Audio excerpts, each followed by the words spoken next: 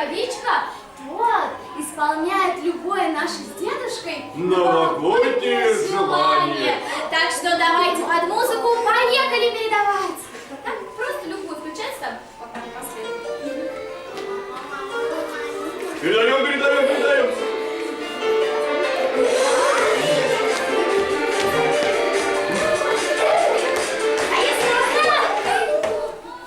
Ой, кто это попался?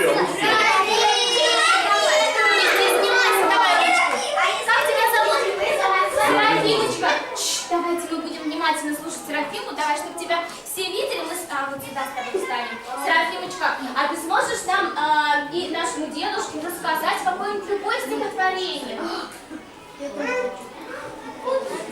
Давай. Только погромче, чтобы дедушка слышал, а то он у нас немножко старенький. Вышел? Куда вышел? Пока еще никто не вышел. Подожди, дедушка. Пока не пришла на черные поля. Еще вчера была туманна, дождем оделая земля.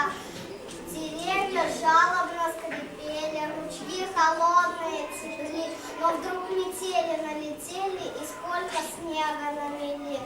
И тени медленно ложатся на сад, на кровь, на скамью.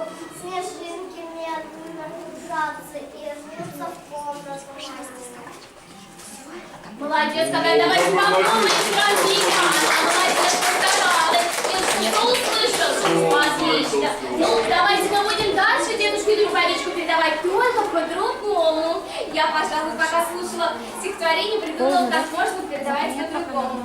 Вы берете дедушкину рукавичку, с ней кружитесь вокруг себя, а потом передаете следующему. Сможете так?